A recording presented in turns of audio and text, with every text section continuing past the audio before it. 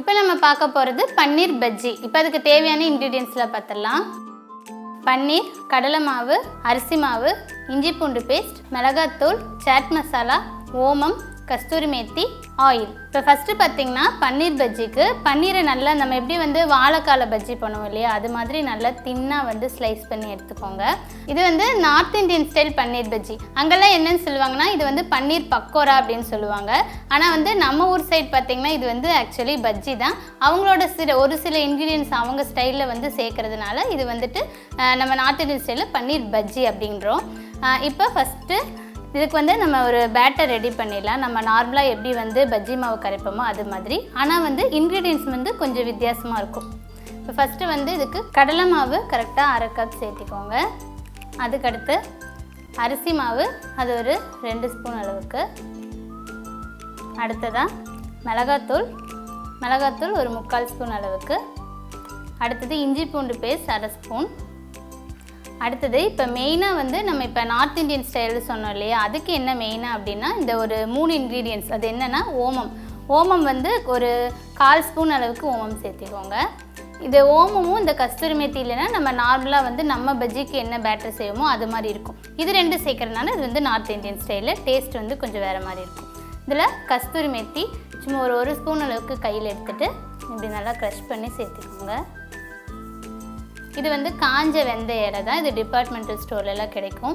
Mostly பன்னீரில் என்ன recipe பண்ணாலுமே வந்து நார்த் இந்தியன் ஸ்டைலில் வந்து இந்த கஸ்தூரி மேத்தி போடுவாங்க. இப்போ இது கூட ஆயில் 1 ஸ்பூன் அளவுக்கு ஆயில். அடுத்து உப்பு தேவையான அளவு.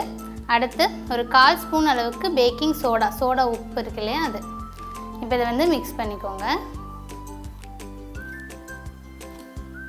அது மாதிரி பன்னீரில் பண்ணும்பொழுது வந்து ரொம்ப சாஃப்டாக வந்துட்டு நம்ம டிப் பண்ணோம், இல்லைன்னா வந்து உடஞ்சி வந்துடும்.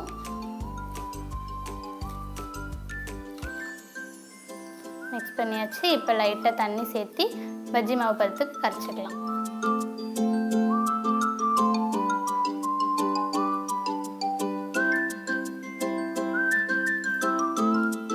இது கூட வந்து நீங்கள் ஃபுட் கலர் போடுறதுனா போட்டுக்கலாம். அது வந்து கொஞ்சம் லைட்டாக கலராக இருக்கும், நமக்கு கடைகள் எல்லாம் கிடைக்கிற மாதிரி.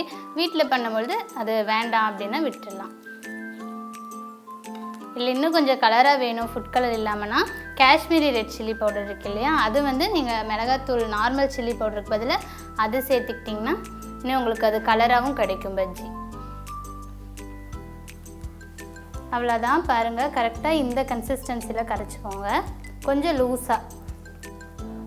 இப்போ நான் வந்து எண்ணெய் காய வச்சுருக்கேன். எண்ணெய் நல்லா காஞ்ச உடனே ஒரு மீடியம் ஃப்ளேமில் வச்சுக்கோங்க. முக்கியமாக பன்னீரில் பஜ்ஜி பண்ணும்போது ரொம்ப நேரம் வந்துட்டு இப்போ நம்ம நார்மல் பஜ்ஜி வந்து வறுக்கிற மாதிரி எண்ணெயில் போட்டு பொரிச்சிக்கக்கூடாது. இது வந்து மினிமம் பார்த்திங்கன்னா ஒரு நிமிஷம் அவ்வளோதான். அப்படியே வந்து திருப்பி போட்டுட்டு டக்குன்னு எடுத்துடணும்.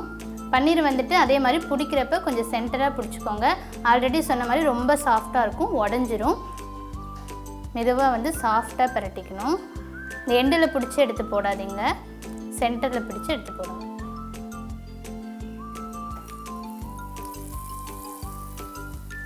இது இப்போ திருப்பிடலாம். பன்னீர் வந்து ரொம்ப நேரம் வறுத்திங்கன்னா வந்து ஹார்ட் ஆயிரும். அதனால தான் வந்து பன்னீர் வந்து அந்த குக்கிங் டைம் வந்து ரொம்ப கம்மியாக பண்ணணும் அப்படிங்கிறது. லைட்டாக இன்னொரு 10 செகண்ட் இருக்கட்டும்.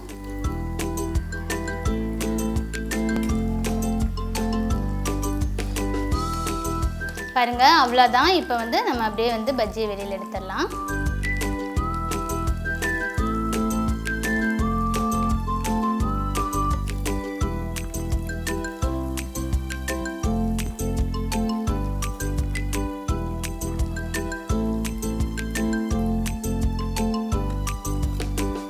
இப்போ வெளியில் எடுத்துட்டு லாஸ்ட்டாக என்ன பண்ணணும்னா சாட் மசாலா வச்சுருக்கோம் பாருங்கள். லைட்டாக ரொம்ப போட்டுறக்கூடாது, சும்மா ஒரு பிஞ்ச் அளவுக்கு எடுத்து லைட்டாக அப்படி தூவி விடுங்க.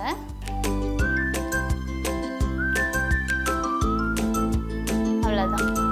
ரொம்பவுமே சிம்பிள் அண்ட் டேஸ்டியான இந்த பன்னீர் பஜ்ஜி நீங்களும் வீட்டில் மறக்காமல் ட்ரை பண்ணி பாருங்கள்.